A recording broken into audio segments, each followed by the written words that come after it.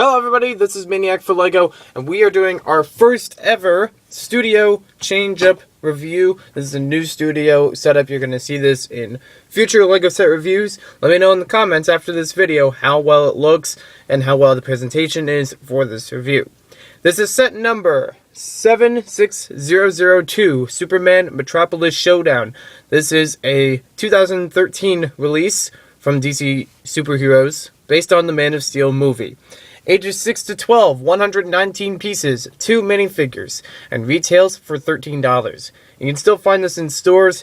It's one of the smallest sets in the Superheroes line for 2013. Let's take a closer look at it now, starting with the box art. So here we have the box art a little bit more clearly. It shows you some of the main actions of the scene, and also shows you in the corner Man of Steel, as in that's what it's based on the movie. Also released in 2013. Also shows you the newer version of Superman on here. On the back, it shows you a comic-style display of the different features in the set and how it can be used with the minifigures. We have two small bags, one relatively large, one kind of smaller for pieces, so it's not too hard to sort out the pieces between the bags when you're building this. We get one small box with this box 4. This box is for the cape. Capes usually come in this packaging to prevent them from being folded up, and you can open it on this side, or if you have trouble, there is tape on the back. We have 2 instruction booklets and no comic book. There is no comic book related to this set because it's so small, I guess, which is a surprise because it's one of the few I have seen without a comic book. But this one has 2 instruction manuals in it. The first one, even though they don't have number bags, is just to build the model easier for children that are, and it's a smaller model, so it makes it easier to divvy it up. The first instruction booklet shows you how to build the tower, and shows you to go to the second instruction book, where it shows you how to build the car. What I like about the instruction book, other than the fact, well, the one thing I don't like is how they divide it up, because if you're trying to build this at a later time, and you would need both instruction books. However, it would be nice if you just wanted to build one part of the model, so you only have to remember which one it builds. But what I do like about it is the style in the background. As you can see, General Zod and Superman in the background on almost all the pages in this one. And on the first one, very few pieces. Very few pages with it. In the end, they show you how it all looks when it's set up together. I like how they put General Zod in here in the car. They have a piece count on 2 pages. They show on the backs this DC Superheroes Batman game. I don't remember this being an actual board game, at least released in the United States. So let me know in the comments if this actually was released, because I don't remember it in 2013. I've seen pictures of it, but I haven't seen it in stores. They also show you the Lego Superheroes Movie Maker app, available for iPhone, iPod, and iPad devices. This is a free download on the App Store. And on the back, they show you when. So let's get right into the set. We have 2 minifigures to review, and they're both ones that you can find in every Man of Steel Superman set. The first one we have is General Zod on the left. He is the main villain of the movie. He leads 2 or 3 other, I guess, rebels, or what, I'm not sure exactly what they're called, but 2 or 3 other people from Krypton, rebelling against the government as the planet is shaking apart. He's got really good detail on him, a very similar detail to Superman, only that it's in a different color and he has a different symbol on him. He's got the nice hair piece on the back and some more back printing. He does have a double-sided face, and this side of his face shows his laser vision, and he's more angry, which would constitute the laser vision. We'll spin him back around. He was okay. He's a good he's an okay looking figure. But I do like getting the hairpiece. It's probably one of the cheaper ways to get him and to get that hair. Next up, we have, of course, Superman himself in the Man of Steel outfit. First, we'll get to the back printing. Again, very similar to General Zod. Since they're from the same planet, it makes sense that they would have similar outfits. But they do have different colors, and they do have different symbols on them. This is the same face on the front and the same hair that you get in the 2012 version of Superman, the original version from the Lex Luthor set. And he has different back printing this time. This time his back printing includes a more angry face and has laser vision as well. So both characters, they have power for lasers, and they, well, both can be angry very similarly. So it looks okay. And the cape is very plain, not much to see for the cape. So let's talk about this set. What are you actually building? Now, I'm not going to give any spoilers away. There's really not many spoilers with this set. In fact, this is called the Metropolis Showdown, so it's at the end of the movie. It's a showdown between the two main characters of the film. And in the movie, if I remember correctly, the whole city has been blown to pieces, and, you know, Metropolis has lots of buildings that are just covered in debris. So that gives a good effect of it in the set. With the fact of this area, this has just a lot of rubble pieces. It's kind of disorganized, so it makes the appearance of things crushing and falling apart. And basically, General Zod and Superman, well, General Zod took off most of his armor and his cape and is trying to fight him more plainly, I guess. I don't know why he did that.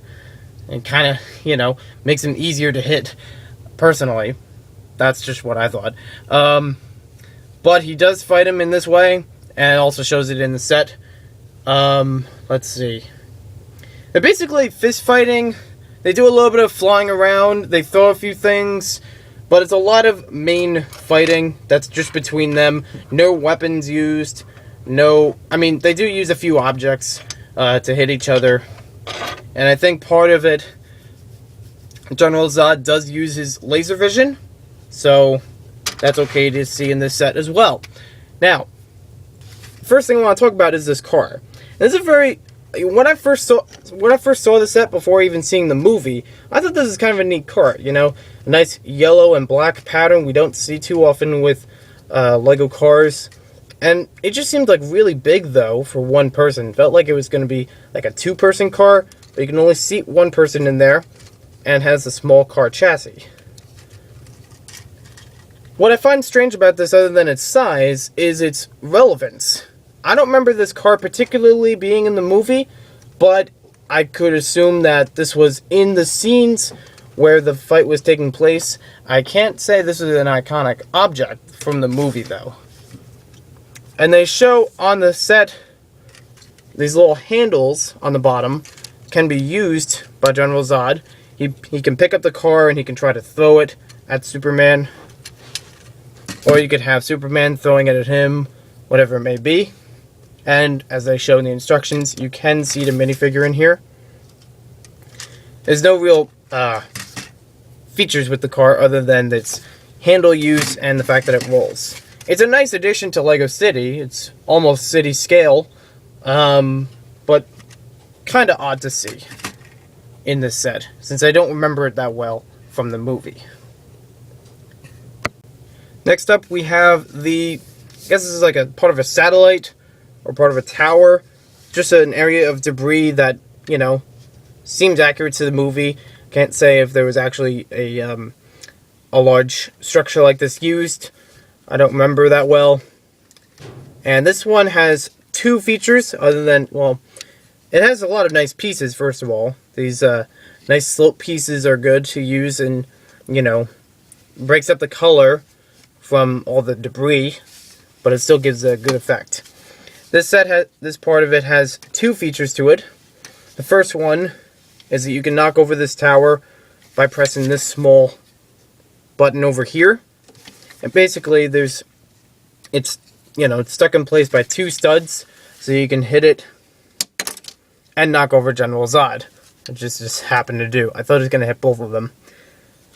It's nice to get this piece by itself in a smaller set, so I give it props for that. And that's how you set it up. So it's a nice little mechanism. I mean, very basic, but also, you know, kind of clever. So it's easy to take it off when you need it to. Yeah, I wanted to hit you again. And the next feature, this can be used, this is mainly used, like, this is the part you press on, this would be the part you rest it on, but you can use the car as a second function with the set. Just kind of sit along this side, somewhere around here. Doesn't really have a place to fit to, but just basically get part of the set underneath it. Then you tap on this side. It's kind of like a seesaw effect. You tap on here, it'll flip the car over. And we got both of them. And the car stood back up. That was kind of funny too. I tried to do this before, and actually the car just stayed flipped over, which you can do. So it's also a nice little quick effect. It doesn't take a lot of pieces, so it would be easy to make in your own collection. And no stickers on this set. That's a really good sign to it. Not even the car has stickers anywhere, because it's a basic car. So overall, I think the set is okay. It's not really the, if you're going to get a Man of Steel set, yeah, I'm not sure if it would be this one. I mean, granted, it has its advantages, especially with the car's double use, as it's a weapon by itself, or by the seesaw effect. You also have the satellite that can fall over, so that's kind of cool. Some nice pieces you get in this set, like the dashboard piece. Some of the front detail is nice to get in a smaller set. The tower by itself is good to get. And of course the figures. This is the most basic figures you can get of the Man of Steel sets. If you want to get the armor and cape for General Zod, you're going to have to buy something bigger. Because the other two sets have it, whereas this one does not. So if you just want to get him just to have him, this would be the set. But if you want to get him with the complete armor, you're going to have to buy something else. For the $13 price point, it's okay. And as far as the relevancy to the movie, it seems okay. I mean, I'm still not sure about this car. Like, particularly, this is not something seen in the movie. I don't remember a yellow car being thrown, or even being anywhere near the scene, but I could assume that it was nearby, you know. I don't remember the movie too much since I saw it over the summer, roughly around its release. So, this set is okay as far as the relevancy. You know, it gives us some ideas about, you know, the state of the city and the kind of fight that would happen between these two. Like I said, it was basic fist fighting and maybe throwing a few things. So this one covers it. So it's an okay set. I actually prefer some of the larger sets. The Black Zero Escape I prefer a lot in some ways. But this one is a good running second for me, between all three of the Man of Steel sets. So thanks for watching this video. Hope you guys enjoyed it. Let me know how I did with the studio background. If you like it, let me know in the comments. And we will see you soon.